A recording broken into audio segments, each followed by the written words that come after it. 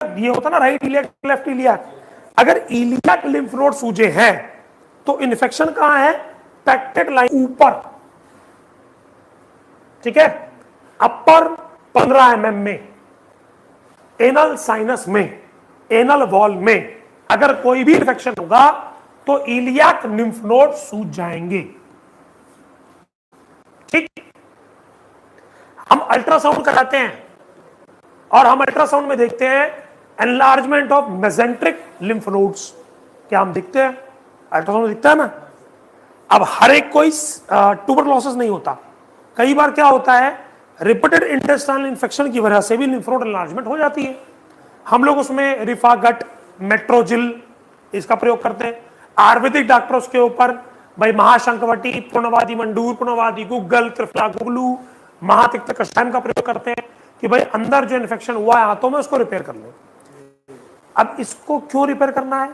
क्योंकि देखा जाए आंतों का जो अंत हिस्सा है वही तो एनल कैनाल है जहां बवासीर पैदा होती है। इसीलिए आईबीएस के पेशेंट हम पाइल्स को फ्रीक्वेंटली देखने को पाते हैं। इरिटेबल बाउल सिंड्रोम जिनको रहता है, कभी कब्जी कभी लूज स्टूल, उनमें पाइल्स की भी फ्रीक्वेंसी रहती है। क्यों? बिकॉज क्योंकि ये कनेक्टिव है। अरे जो कुछ यहां खाओगे वही तो निकालोगे। आपने खाया अंगूर है तो भाई साहब अंगूर का एक चटा निकलेगा ना, गन्ने का थोड़ी निकल जाएगा। तो इसीलिए कहते हैं कि आपने डाइटरी हैबिट्स में डाइट में लिया क्या था। अब फाइबर रिच डाइट की जब बात आती है वो क्यों आती है? अगर आप अच्छा फाइबर लोगे तो पेरिस्टाल्टिक मूवमेंट अच्छी रहेगी, आपकी इंटेस्टाइन के ऊपर जो विल्लाई हैं जो बेसिकली फूड को एब्सॉर्ब करती हैं, इनकी अगर सफाई, ब्रशिंग, बेसिकली फाइबर क्या करता है? ब्रशिंग करता है, ब्रश छील के साफ करके साफ कर देता है कि अच्छा न्यूट्रिएंट लेते रहो। इसीलिए सजेशन रहता है कि पाइल्स वाले पेशेंट में भोजन करने से पहले उसको सैलेड खिला दो। सैलेड खाने से क्या फायदा होगा कि सर जो विल्लाई है भाई, पहले अगर आपने सैलेड पहले खाया तो इंटेस्टाइन में सैलेड पहले जाएगा, रोटी पहले जाएगी। सैलेड का काम क्या है? इसको साफ करना। जैसे आप होटल में गए, रोटी खानी, पहले टेबल साफ होती है, फिर आप बैठ के खाना खा लेते हो। तो सैलेड भी वही काम करता है कि पहले वो इंटेस्टाइन्स को साफ कर देगा और डाइजेशन में आपकी मदद कर देगा। Yes sir. अब आते हैं इंटेस्टाइनल इंफेक्शन क्लियर हो गया, इसी के ऊपर आते हैं बिलो पैक्टेड line drain into superficial inguinal lymph node. अब इनग्वाइनल एरिया कहां होता है? मान लीजिए ये आदमी है तो ये इसकी टांगे हैं, ये यहां होता है इनग्वाइनल एरिया, करेक्ट। यानी अगर इनग्वाइनल लिम्फ नोड सूज गए तो इसका मतलब कि ये जो इन्फेक्शन है ये पैक्टेड लाइन के नीचे है। हाई रेक्टल फिस्टुला, लो रेक्टल फिस्टुला का बहुत इजी एग्जांपल है, लिम्फ नोड एनलार्जमेंट चेक कर लो। तो लोअर एक्सट्रीमिटी से भी लिम्फ नोड वहां पे इन्ग्वाइनल इन्फ्लेम कर, करेक्ट है। लेकिन पेशेंट का अगर गुदा मार्ग से कोई सिम्टम है और लिम्फ नोड एनलार्जमेंट है तो दोनों का मेल हो गया ना। हाँ, अगर कुछ होगा नीचे तो पता भी चलेगा। करेक्ट है। अगर लिम्फ नोड एनलार्जमेंट है तो खाली लोअर लेग को ना देखें, गुदा मार्ग को भी चेक कर ले। आप मेरी बात का मतलब समझना। देखिए एक प्रैक्टिकल क्वेश्चन है, हम सबको पता है टीएलसी बढ़े तो एंटीबायोटिक देनी है, बट फिर क्यों आप डिफरेंशिएट करते हो? एलआरटीआई की एंटीबायोटिक अलग करते हो, यूआरटीआई की अलग करते हो, यूटीआई की अलग करते हो, सॉफ्ट टिश्यू की अलग करते हो, सेप्टिसीमिया की अलग करते हो। क्यों अलग करते हो? साइट के अकॉर्डिंगली एंटीबायोटिक के रोल ज्यादा अच्छे हैं। अगर इंटेस्टाइन्स हैं तो हमने क्या पाया कि ओफ्लॉक्सासिन, सिप्रोफ्लॉक्सासिन, मेट्रोजिल, इसके रिजल्ट बेटर देखने को मिले, मोलोसेफ। जबकि अगर चेस्ट में इन्फेक्शन है तो अजिथ्रोमाइसिन, लीवोफ्लॉक्सासिन, ऑगमेंटिन के रिजल्ट ज्यादा अच्छे देखने को मिले। अगर गैंग्रीन हो रहा है तो उसके अंदर मेट्रोजिल का प्रयोग साथ में करना, मोनोसेफ के साथ में सिफेक्सिम का प्रयोग करना, कोई कट वुंड है तो सेफ्टम का प्रयोग करना, सिफोरिक्सिम का प्रयोग करना, जनरलाइज को इन्फेक्शन है तो मेरापेनम का प्रयोग करना, इम्सिला का प्रयोग करना। हम क्यों करते हैं? इसीलिए तो करते हैं। मैं यहां पर आपको एंटीबायोटिक नहीं पढ़ा रहा, मैं समझाना चाह रहा हूं कि भैया अगर आपको पता लग गया, खाली एंटीबायोटिक नहीं देना, पता चले कि भैया इसको लोकली एंटीबायोटिक एप्लीकेबल करनी है क्योंकि गुदा मार्ग की वजह से लिम्फ नोड एनलार्जमेंट है। क्यों गुदा मार्ग पे दवाई अप्लाई करने से बेनिफिट क्यों होता है? इसका आंसर सुनिए। आपकी बॉडी की एक्सट्रीमिटी है गुदा मार्ग, यहां पर मेडिसिन पहुंचने में यस, इसलिए अगर लोकली अप्लाई करेंगे, लोकल एब्जॉर्प्शन से, तो रिजल्ट फास्टर आएगा। देखिए फिशर का कोई पेशेंट हो, जितना आराम उसको सिट्स बाथ और क्रीम से मिलता है, उतना आराम उसको कभी पेन किलर से नहीं मिलता। आपने देखा तमाम किताबों में लिखा है कि कोई भी मेडिसिन अगर रेक्टम के थ्रू दिया जाए तो फास्ट है, उसकी सब कुछ एक्शन एब्जॉर्प्शन फास्ट है, फास्ट होगा, क्योंकि तो एक्शन फास्ट होगा। करेक्ट। अरे भाई आपने मान लो आईवी दिया, करेक्ट, गया आईवी से वो फिर घूम फिर के हार्ट में जाएगा, हार्ट से फिर वेनस सिस्टम में जाएगा। लेकिन डायरेक्टली अगर आपने इंटेस्टाइन को दिया तो मेजेंट्री है बहुत सारी, खूब स्ट्रॉन्ग सप्लाई है आंतों की, वो सब एब्जॉर्ब कर लेंगी। अब अगर मान लीजिए डॉक्टर साहब आपका एक साइड का दांत कमजोर है तो दूसरी साइड से खा लोगे, और दांत ही नहीं है तो यहां वो समझने की बात है कि मल्टीपल आर्टरीज और वेन्स का बेनिफिट ये है कि कुछ ये एब्जॉर्ब करेगी, कोई वो एब्जॉर्ब करेगी, कोई वो एब्जॉर्ब करेगी। तो इस स्टोरी का पूरी जिस्ट का हमें मतलब क्लियर हुआ कि जब लास्ट तक एंटीबायोटिक नहीं रीच करती है और गुदा मार्ग के ऊपर पता चला इनग्वाइनल लिम्फ नोड एनलार्ज हैं, तो we should prefer local application of medicine. हमारी प्रेफरेंस क्या हो गई? Local application. जो लोकल एप्लीकेशन रिजल्ट देंगी वो ओरल और आईवी कभी भी रिजल्ट नहीं देंगी। ठीक है जी। Next, swelling of vein of anal canal, यानी कि पाइल्स का मतलब होता है swelling of vein of anal canal. इसकी स्वेलिंग वेन की, आर्टरी की नहीं, vein clear. Fissure tear of involve, abscess infection due to faecal matter, fistula abscess in ischiorectal fossa. क्या कहा गया? एब्सिस, लेकिन इसका ओरिजिन कहां है? ये यहां से सप्लाई इसमें आएगी और यहां से बाहर निकलेगा। आप समझ रहे सर बात का मतलब? यानी ये सोर्स है जहां से पैदा होगा।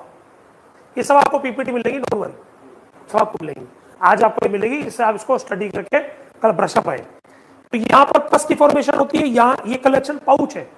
आप कैसे समझिए? जैसे मैंने गंगोत्री एग्जांपल समझा, गौमुख से निकली लेकिन हरिद्वार में आके बड़ी हो गई, जहां से बहुत सारी नहरें निकलेगी।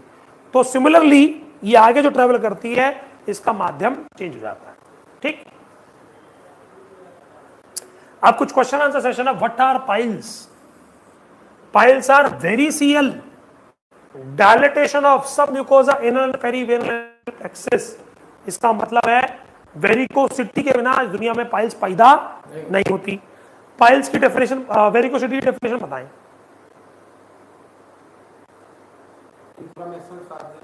इन्फ्लेमेशन होती नहीं है वेन में, कभी इन्फ्लेमेशन नहीं होती वेरिकोसिटी में। परमानेंट, टॉर्चरस एंड इलॉन्गेटेड, उसका मतलब होता है वेरिकोसिटी। परमानेंट यानी कि फिक्स हो गई साहब, इलॉन्गेट मतलब खिंची हुई हो गई है, टॉर्चरस मतलब टेढ़ी मेढ़ी हो गई। ये है डेफिनेशन वेरिकोसिटी की। वेरिकोसिटी की दुनिया में दो उपचार है। पहला है भैया सर्जरी, इसको का नाम दिया गया टेंडलबर्ग। दूसरे का है स्टॉकिंग्स पहन लो, करेक्ट, यानी प्रेशर दे दो। तो टेंडलबर्ग सर्जरी में क्या होता है? इमेजिन ये नॉर्मल वेन है और यहां पर वेरिकोसिटी है। तो टेंडलबर्ग में क्या करते हैं? इस हिस्से को अपन कट करके यहां से यहां सूचर मार देते हैं। अगर आपने पाइल्स बांधा है तब आपने क्या किया है? देखा जाए आपने क्या किया अभी? इसीलिए बवासीर का उपचार कभी दवाई से नहीं होता, क्योंकि ये परमानेंट वेन्स हो गई हैं। जब कभी बाहर का खाओगे पाइल्स उभर आएंगी। इनका उपचार दवाइयों से अब संभव। Chapter close. तो जो कहे कि मेरे दादा के फूफा के चाचा के ताऊ ऐसी दवाई देते बवासीर जड़ से खत्म हो जाती है, तो वो साइंस के खिलाफ बातें कर रहे हैं। हो गया सर? भाई सब परमानेंट, क्या लिखा, वेरिकोसिटी लिखा ना। सोल्यूशन क्या है, परमानेंट है भाई ये, इसको बिना काटे इसका कोई उपचार नहीं है। आप सिम्टम को पैसिफाई कर सकते हो दवाई देकर, लेकिन परमानेंट ट्रीटमेंट नहीं कर सकते। परमानेंट ट्रीटमेंट यही है कि जब ये वेन्स यहां से हट जाएंगी तब ही पाइल्स में शांति आपको प्राप्त होगी। ठीक है, what are true piles? Internal piles जो होते हैं वो ट्रू पाइल्स होती है। What are false piles? External piles are false piles. तो डॉक्टर साहब अभी आपने जो निकाला वो क्या निकाला? तो ट्रूथ है फॉल्स था? अभी आपने निकाला ना आपके सामने, अरे अभी तो निकाला, तो क्या निकाला?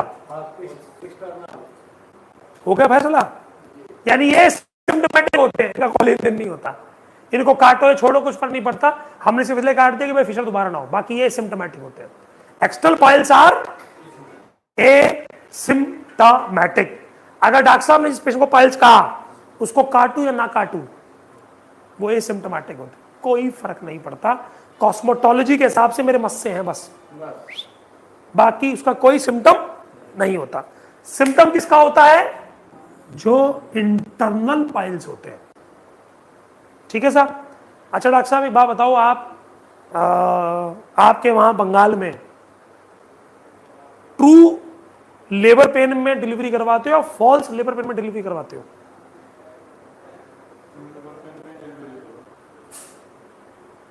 क्लियर? समझ में आ गई मैं क्या समझाना चाह रहा हूं? तो इलाज किसका करना है, ट्रू पाइल्स का करना, फॉल्स का करना है? कुछ लोग फॉल्स के इलाज करके समझते हैं हमने सर्जन बन गए।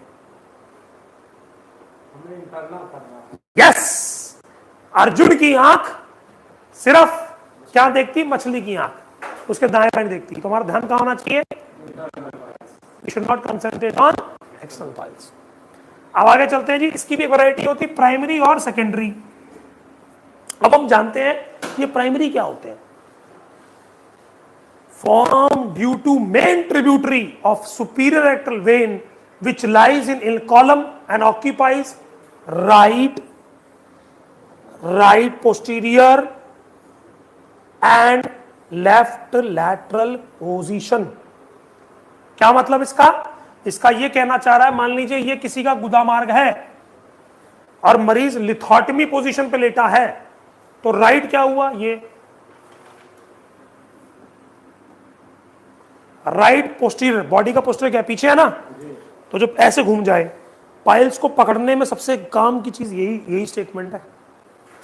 हमेशा ये पाइल्स ऐसे मिलेंगे, ये वाले ऐसे मिलेंगे, समझा? और लेफ्ट लैटरल हमेशा ऐसे मिलेंगे। क्या बोला? Left lateral, left lateral. ये पाइल्स के अंदर यहां से छेद मारते हैं, इस वाले में यहां से छेद मारते हैं, ऊपर वाले पाइल्स में ऐसे बांधेंगे, इस वाले के पीछे बांधेंगे और इस वाले के साइड में बांधेंगे। तीनों पाइल्स के अंदर जब लाइगेशन करते हैं तो एक तरीके से कभी नहीं करते। कुछ लोग गलती क्या करते हैं, तीनों को एक तरीके से बांधना चाहते हैं और पेशेंट की सर्जरी ढंग से सक्सेसफुल नहीं हो पाती। ये टेक्निक का सिस्टम है, क्योंकि क्या कहा गया, हमें रूट को बांधना है, जड़ को बांधना है। तो मैक्सिमम एक्सपोजर 3, 7 और 11 पे कहां होगा? स्टेज क्या होगी? स्टेज होगी भैया राइट, ऐसे पड़ा होगा, राइट पोस्टीरियर ऐसे पड़ा होगा, लेफ्ट लैटरल ऐसे पड़ा होगा। समझ में आ गई सर बात? तो पाइल मास पड़ा ऐसे होगा, तो अब कहां पाइल ढूंढोगे आप? 3, 7, 11। इसके अलावा एक्सपेरिमेंट करने से कुछ लिखा हुआ, मेन फोकस का होना चाहिए। ठीक है, जैसे मान लीजिए सर एक पेशेंट है टाइफाइड का, एक है मलेरिया का और एक है टीबी का, तो पैरासीटामोल तो जनाब तीनों में देते हो, लेकिन अगर मान लीजिए ये टाइफाइड का मलेरिया का पेशेंट है, तो टाइफाइड की दवाई देने से इनका बुखार ठीक हो जाएगा? स्पेसिफिक देनी पड़ेगी ना। उसी प्रकार स्पेसिफिकली क्या बताया गया, 3, 7, 11 का इलाज करोगे तो ही फायदा होगा, वरना फायदा नहीं होगा। Which is secondary piles of interpiles? Dilatation of the of superior rectal vein in other position। ठीक है जी, यानी कि सुपीरियर रेक्टल वेन की जो रेडिकल्स है, रेडिकल क्या समझना है, मान लीजिए जनाब ये है गंगा, ये इससे निकल रही नहरें, तो बताओ कौन सी नहर को बंद कर दूं कि सारी नहर सूख जाए? इसको मोड़ दो, ये सब अपने आप सूख जाएंगी। तो हमने अगर 3, 7, 11 जो मेन ट्रिब्यूटरी है अगर उसको बंद कर दिया तो छोटी अपने आप गायब। अरे सप्लाई चेन बंद कर दिया आपने, बड़ा आसान तरीका है साहब युद्ध जीतने का, बिना गोली चलाए। राशन पानी बंद कर दो, कितने दिन जी युद्ध क्या होता था भाई? यही होता था, किले को घेर लो, राशन पानी नहीं जाएगा, बस अपने आप मर जाएंगे, अपने आप हथियार डाल देंगे, घेराबंदी कर दो। तो आपने क्या किया, 3, 7, 11 को बांध दिया, इनका राशन पानी मिलेगा ही नहीं, ये अपने आप सूख जाएंगे। इनको जबरदस्ती मारने की कोई जरूरत नहीं है, राशन पानी बंद कर दो, रसद बंद कर दो। रसद कहां से आएगी? मेन से। मेन सप्लाई बंद कर दी आपने, टूटी बंद कर दी, अब मेन टंकी से जो पाइप आती उसी को बंद कर दिया, अब टूटे वो पानी आएगा ही नहीं, वो अपने आप सूख जाएंगी। में क्या म्यूकस फोल्ड बताया था ना आपको कि मांसपेशी फोल्ड हो जाती है फुल वेन की वजह से। अ फोल्ड ऑफ म्यूकोसा, सब mucosa containing varicose radical of superior rectal when and terminal branch of superior rectal artery. तो इससे हम क्या समझते हैं, ये मान लीजिए आपकी आर्टरी आ रही है, यहां से वेन बन रही है, सिस्टम ये वेन है और ये आर्टरी है। तो इसने क्या बोला, radical of superior rectal when terminal branch of artery, यानी पाइल जो होता है वो इतने में ही बनता है। यानी कभी भी पाइल्स मेन ब्रांच में पैदा नहीं होता, तो आपके काट देने से या आपके छोड़ देने से कोई फर्क, आर्टरी ना कट जाए सर, होती नहीं, काटोगे कैया? अरे टर्मिनल ब्रांच होती है ना, कैपिलरी सिस्टम में क्या होता है, बड़ी बड़ी वेन्स, छोटी छोटी ब्रांचेस, फिर उनकी छोटी छोटी ब्रांचेस, और लास्ट में ये बनता है। यानी मेन आर्टरी तो कभी बीच में आती नहीं है, तो जब बीच में आती नहीं तो स्ट्रेस किस बात का है? बांधो, काटो, जोड़ो, कोई टेंशन नहीं है। समझ में आ गई सर बात? क्या मिलता है पाइल्स में? वेन मिलेगी मेन, ये सही है, मेन वेन मिलेगी, लेकिन टर्मिनल पार्ट मिलेगा आर्टरी का। तो हमको स्ट्रेस लेने की जरूरत नहीं कि भाई पेशेंट को क्या तकलीफ होगी, सर कोई कॉम्प्लिकेशन उसको सर्जरी के दौरान या सर्जरी के बाद कभी नहीं होगी। अब which is a peculiar pathology feature of internal piles, अंदरूनी मस्सों के क्या लक्षण है?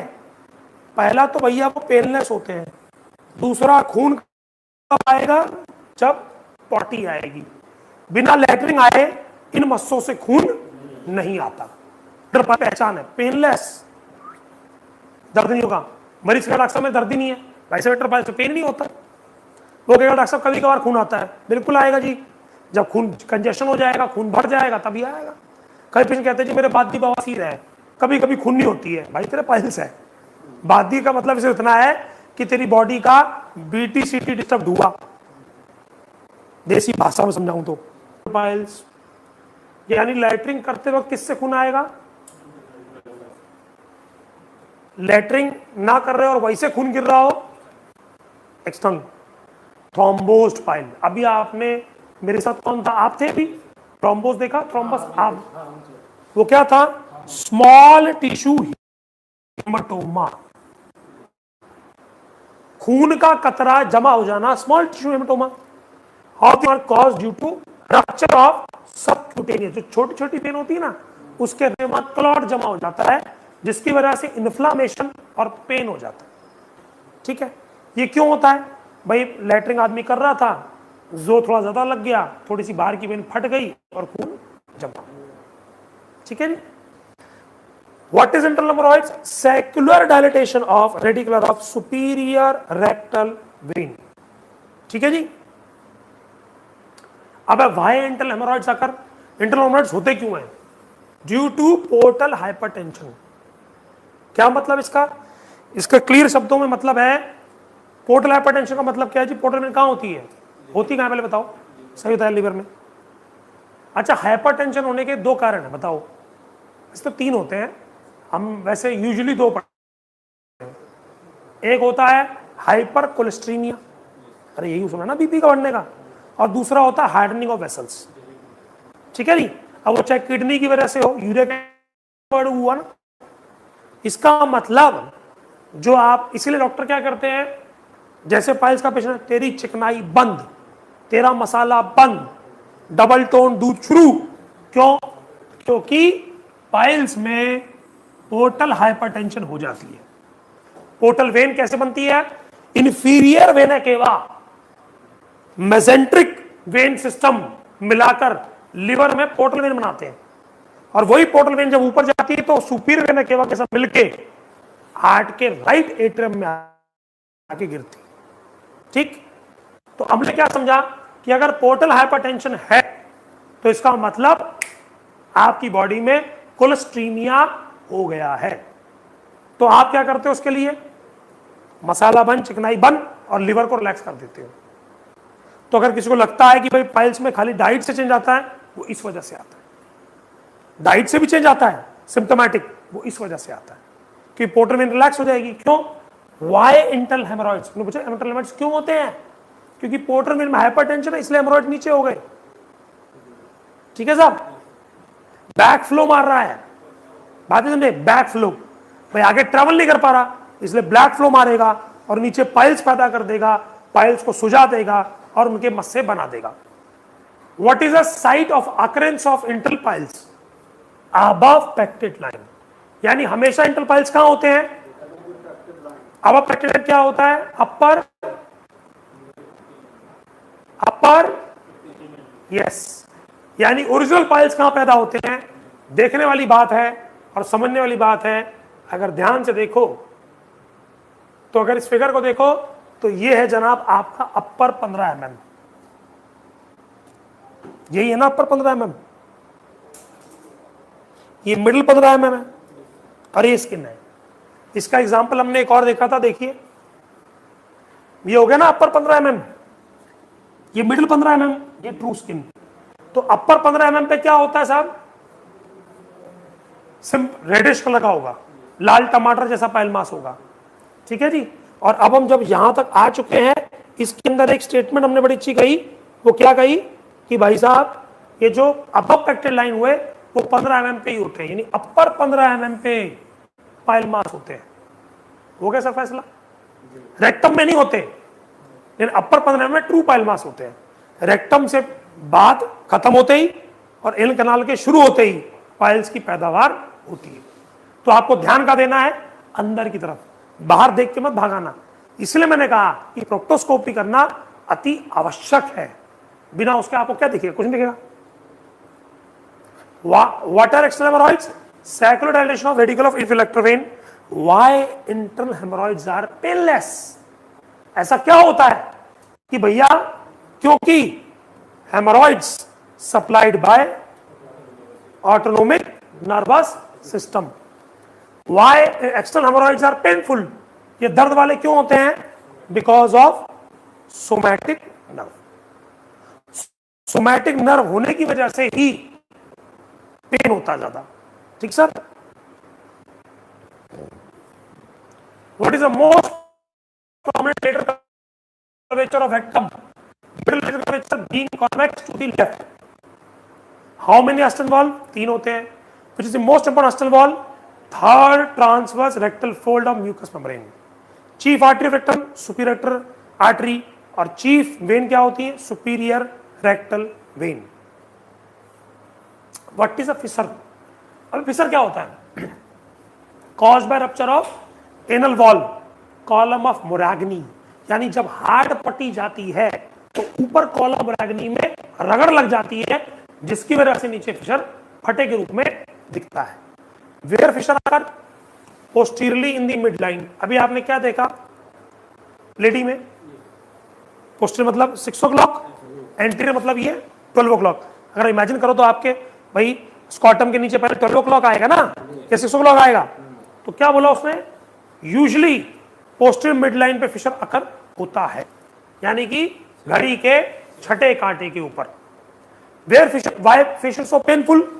क्योंकि ये mucous membrane supplied by somatic nerve supply है।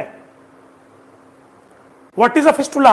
Caused by rupture of an abscess around the inner canal, open into the canal and outer surface, and tract become epithelialized.